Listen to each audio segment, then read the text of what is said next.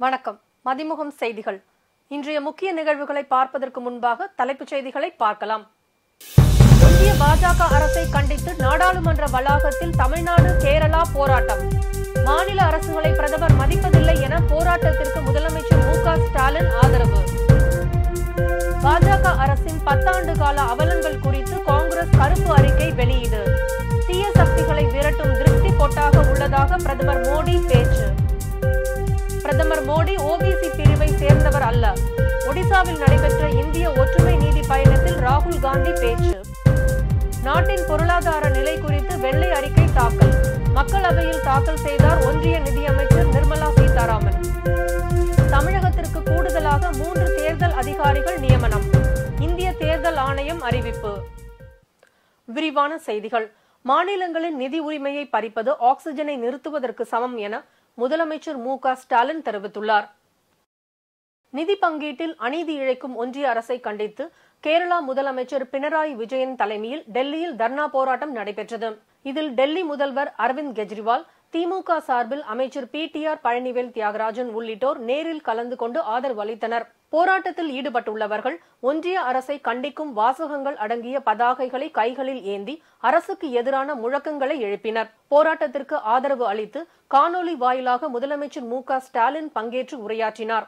அப்போது மாநிலங்களின் நிதி உரிமையை பறிப்பது ஆக்சிஜனை நிறுத்துவதற்கு சமம் என்றும் அதையே பாஜக செய்து வருவதாக தெரிவித்தார். கேரளாவில் மக்கள் பணியாற்ற வேண்டியவர்களை டெல்லியில் போராட்டம் நடத்த வைத்துள்ள ஒன்றிய அரசை வன்மையாக கண்டிப்பதாக தெரிவித்துள்ள முதலமைச்சர், குஜராத் முதலமைச்சராக இருந்த மோடி பிரதமர் ஆனதும் மாநிலங்களின் உரிமையை பறித்து விட்டதாக தெரிவித்தார். அதேபோல் வெள்ள நிவாரண நிதி வழங்காததை கண்டித்தும் இடைக்கால பட்ஜெட்டில் தமிழ்நாட்டிற்கு உரிய நிதி ஒதுக்கீடு செய்யாததை கண்டித்தும் திமுக எம்பிக்கள் நாடாளுமன்ற வளாகத்தில் கண்டன ஆர்ப்பாட்டத்தில் ஈடுபட்டனர்.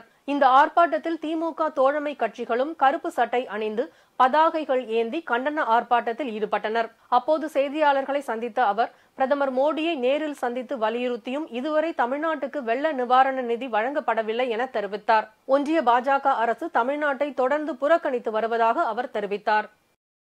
எதிர்க்கட்சிகளின் நடவடிக்கை தனது அரசாங்கத்துக்கான தீய சக்திகளை விரட்டும் திருஷ்டி பொட்டாக உள்ளதாக பிரதமர் மோடி தெரிவித்துள்ளார். பாஜக தலைமையிலான ஒன்றிய அரசின் வெள்ளை அறிக்கைக்கு எதிராக பிரதமர் மோடி அரசின் 10 ஆண்டு கால ஆட்சி குறித்து காங்கிரஸ் கட்சி கருப்பு அறிக்கை வெளியிட்டது. மோடி அரசு பொருளாதாரத்தில் தோல்வி அடைந்துவிட்டதாக கூறி கருப்பு அறிக்கையை காங்கிரஸ் தலைவர் மல்லிகார்ஜுன கார்கே வெளியிட்டார். பின்னர் பேசிய அவர், பிரதமர் மோடி நாடாளுமன்றத்தில் தனது கருத்துக்களை முன்வைக்கும் போதெல்லாம் தனது தோல்விகளை மறைத்து வருவதாக தெரிவித்தார். நாட்டின் மிகப்பெரிய பிரச்சனையான வேலையில்லா திண்டாட்டம் குறித்து மோடி அரசு பேசவில்லை என குறிப்பிட்ட அவர், நாட்டில் ஜனநாயகத்திற்கு ஆபத்து ஏற்பட்டுள்ளதாக தெரிவித்தார். இது தொடர்பாக மாநிலங்களவையில் பேசிய பிரதமர் மோடி, தீமையின் கண்களில் இருந்து பாதுகாப்பாக இருப்பதை உறுதி செய்ய நமக்கு திருஷ்டி போட்டு வைக்கும் முயற்சி ஒன்று நடந்துள்ளதாக தெரிவித்தார்.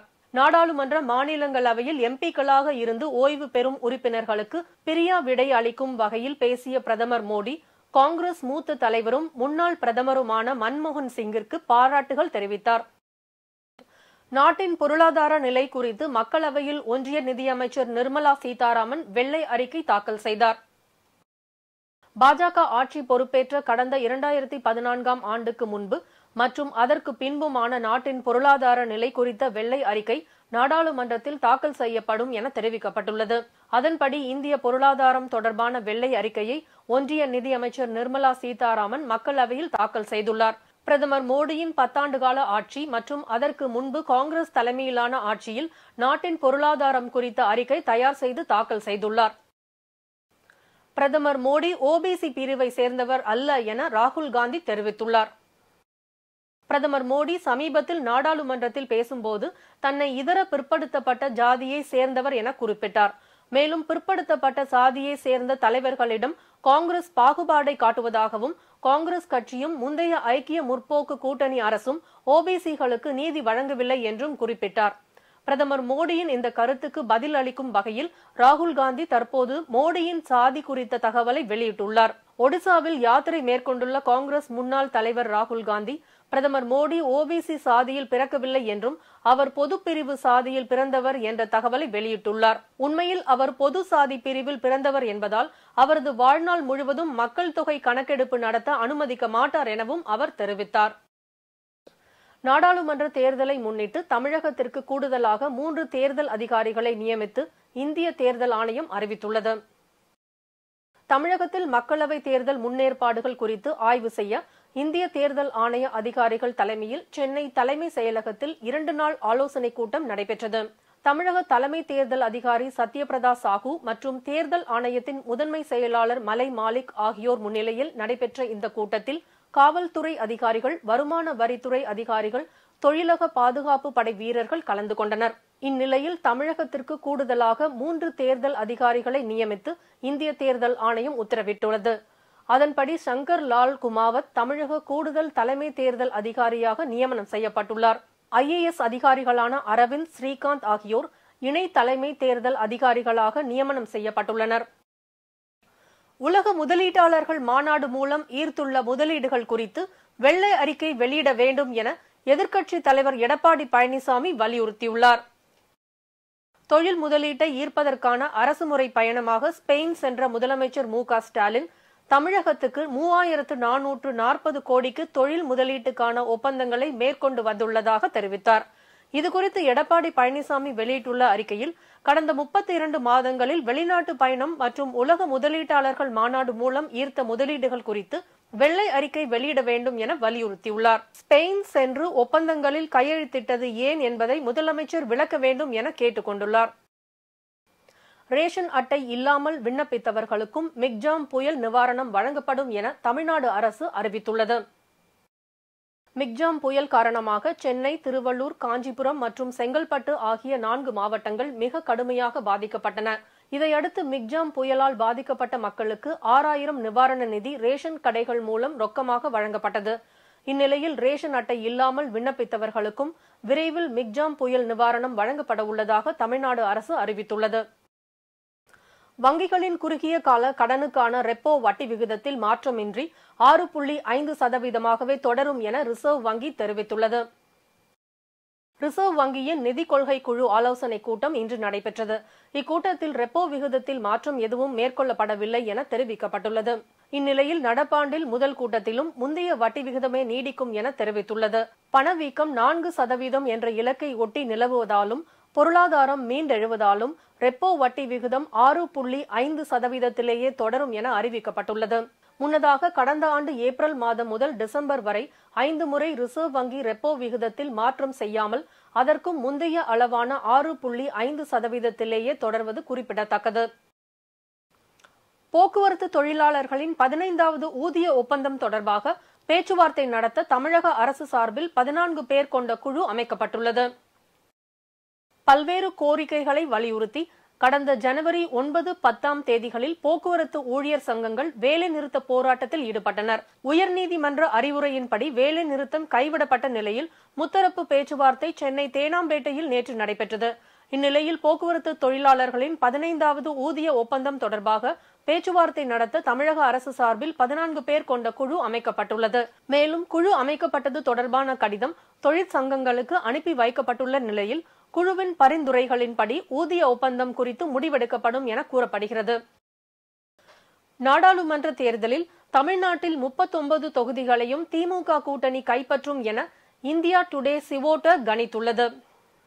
அதிமுக, பாஜக கூட்டணிகளுக்கு ஒரு தொகுதி கூட கிடைக்காது என்று இந்தியா டுடே சிவோட்டர் கருத்து கணிப்பில் தகவல் தெரிவிக்கப்பட்டுள்ளது.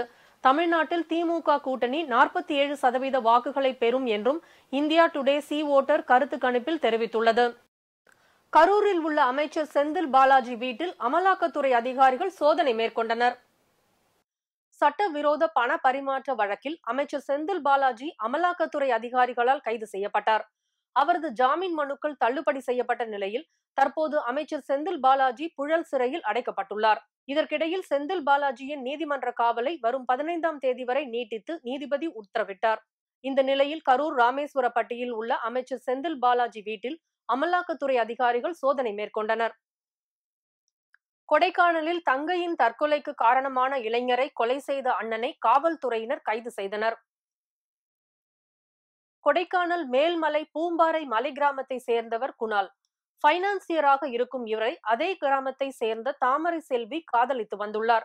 ஆனால் குணால் தாமரை செல்வியின் காதலை ஏற்க மறுத்ததால் மனமுடைந்த அவர் கடந்த ஆண்டு விஷம் குடித்து தற்கொலை செய்து கொண்டுள்ளார். மகள் இறந்த துக்கத்தில் தாய் தந்தை இருவரும் இறந்துள்ளனர். தனது குடும்பத்தின் இந்த நிலைக்கு காரணம் குணால் என்று எண்ணிய தாமரை செல்வியின் அண்ணன் தர்ம மந்திரி நண்பர் காளியுடன் இணைந்து குணாலை கொலை செய்துள்ளார். இது குறித்த புகாரின் பேரில் தர்ம மந்திரி மற்றும் காளியை காவல்துறையினர் கைது செய்து சிறையில் அடைத்தனர். பல்வேறு மாவட்டங்களில் நடைபெற்ற தகவல்களை களத்தில் மதிமுகம் பகுதியில் பார்க்கலாம்.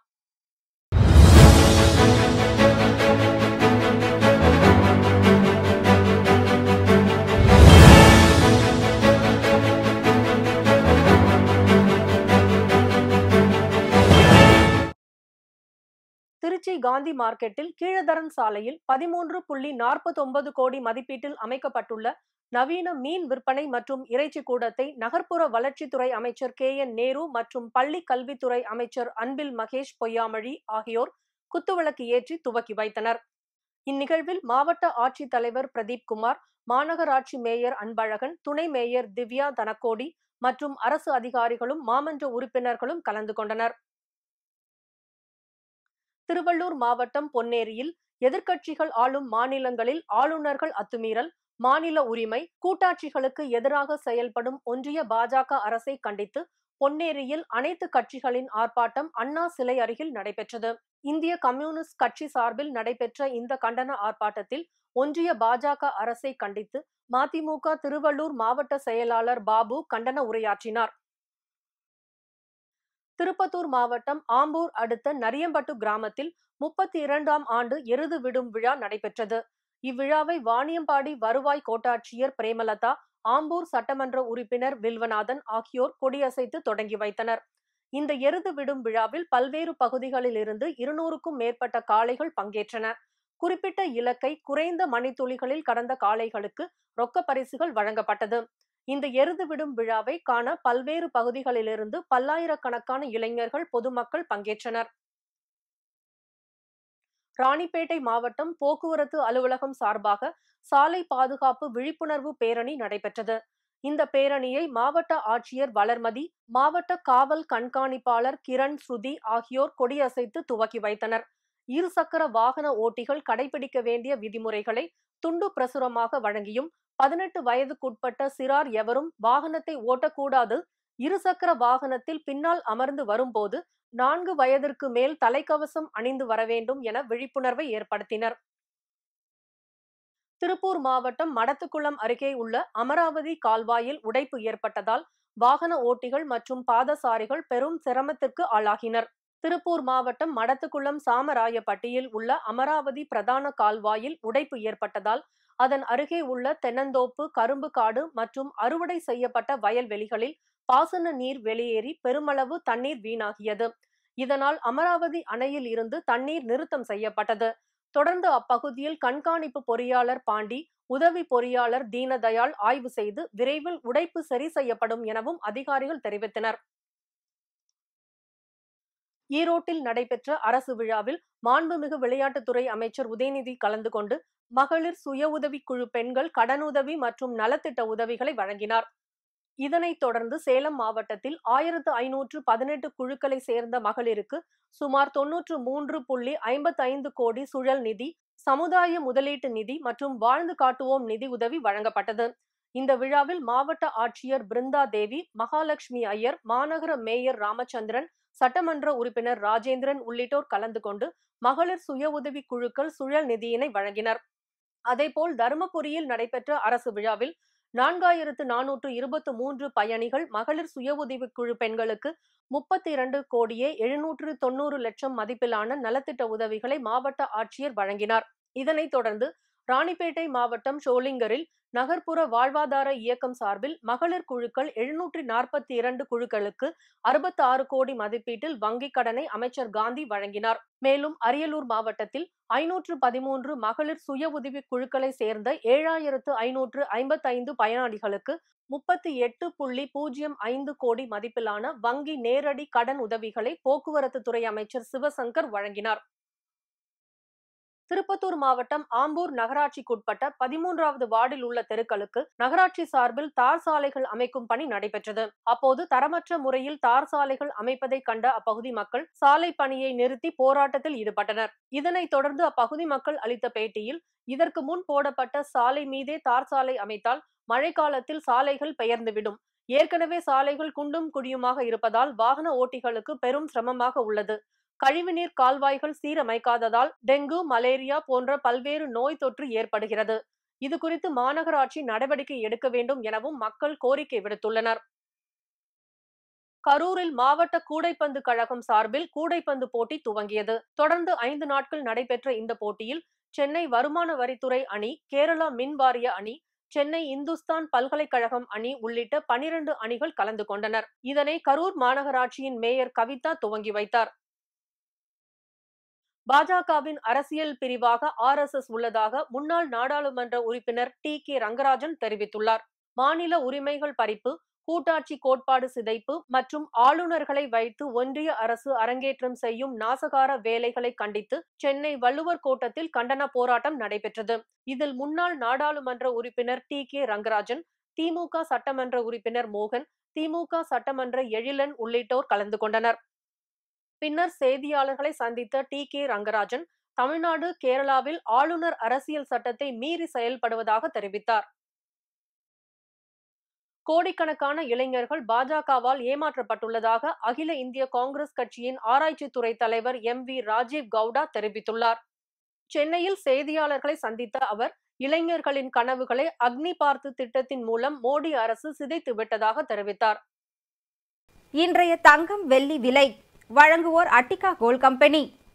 சென்னையில் இந்த 22 கேரட் ஆபரண தங்கத்தின் விலை கிராமுக்கு 10 ரூபாய் குறைந்து 5840 ரூபாய்க்கு விற்பனை செய்யப்படுகிறது. மேலும் ஒரு சவரன் ஆபரண தங்கத்தின் விலை 80 ரூபாய் குறைந்து 46,720 ரூபாய்க்கு விற்பனை செய்யப்படுகிறது. வெள்ளியின் விலையில் எவ்வித மாற்றமும் இன்றி 1 கிராம் வெள்ளி 76 ரூபாய்க்கும் 1 கிலோ வெள்ளி 76,000 ரூபாய்க்கும் விற்பனை செய்யப்படுகிறது. பாகிஸ்தானின் வடமேற்கு கைபர் பக்துன்குவா மாகாணத்தில் ரோந்து பணியில் ஈடுபட்ட காவல்துறை வாகனத்தின் மீது மர்ம நபர்கள் நடத்திய வெடிகுண்டு தாக்குதலில் 5 காவல்துறையினர் உயிரிழந்தனர். பாகிஸ்தானில் பொது தேர்தல் வாக்குப்பதிவு விறுவிறுப்பாக நடைபெற்று வருகிறது. அங்கு கடும் குளிர் நிலவி வரும் சூழலில் பொதுமக்கள் நீண்ட வரிசைகளில் நின்று வாக்களித்து வருகின்றனர். இதனிடையே தேர்தலை முன்னிட்டு காவல்துறையினர் பாதுகாப்பு பணிகளை தீவிரப்படுத்தியுள்ளனர். இந்நிலையில் பாகிஸ்தானின் வடமேற்கு கைபர் பக்துன்குவா மாகாணத்தில் உள்ள தேரா இஸ்மாயில் கான் மாவட்டத்தில் இன்று காலை ரோந்து பணிக்கு சென்ற காவல்துறை வாகனத்தின் மீது மர்ம நபர்கள் குண்டு வீசி தாக்குதல் நடத்தியுள்ளனர். தொடர்ந்து காவல்துறையினர் மீது துப்பாக்கி சூடு நடத்தப்பட்டுள்ளது. இந்த திடீர் தாக்குதலில் 5 காவல்துறையினர் உயிரிழந்தனர். மேலும் 2 நபர் படுகாயமடைந்துள்ளனர். இந்த தாக்குதலுக்கு இதுவரை எந்த பயங்கரவாத அமைப்பும் பொறுப்பேற்காத நிலையில் இது தொடர்பாக காவல் அதிகாரிகள் தீவிர விசாரணை நடத்தி வருகின்றனர். மீண்டும் தலைப்புச் செய்திகள். இந்திய பாஜக அரசை கண்டித்து நாடாளுமன்ற வளாகத்தில் தமிழ்நாடு, கேரளா போராட்டம். மாநில அரசுகளை பிரதமர் மதிப்பதில்லை என போராட்டத்திற்கு முதலமைச்சர் மு.க. ஸ்டாலின் ஆதரவு. பாஜக அரசின் 10 ஆண்டு கால அவலங்கள் குறித்து காங்கிரஸ் கருப்பு அறிக்கை வெளியீடு. தீய சக்திகளை விரட்டும் திருஷ்டி பொட்டாக உள்ளதாக பிரதமர் மோடி பேச்சு. பிரதமர் மோடி OBC பிரிவை சேர்ந்தவர் அல்ல. ஒடிசாவில் நடைபெற்ற இந்திய ஒற்றுமை நீதி பயணத்தில் ராகுல் காந்தி பேச்சு. நாட்டின் பொருளாதார நிலை குறித்து வெள்ளை அறிக்கை தாக்கல். மக்களவையில் தாக்கல் செய்தார் ஒன்றிய நிதியமைச்சர் நிர்மலா சீதாராமன். தமிழகத்திற்கு கூடுதலாக 3 தேர்தல் அதிகாரிகள் நியமனம். இந்திய தேர்தல் ஆணையம் அறிவிப்பு. இத்துடன் செய்திகள் நிறைவடைந்தன. மீண்டும் செய்திகள் காலை 8 மணிக்கு. மேலும் செய்திகளை தெரிந்து கொள்ள மதிமுகம் பிரைம் யூடியூப் தளத்தில் இணைந்திருங்கள்.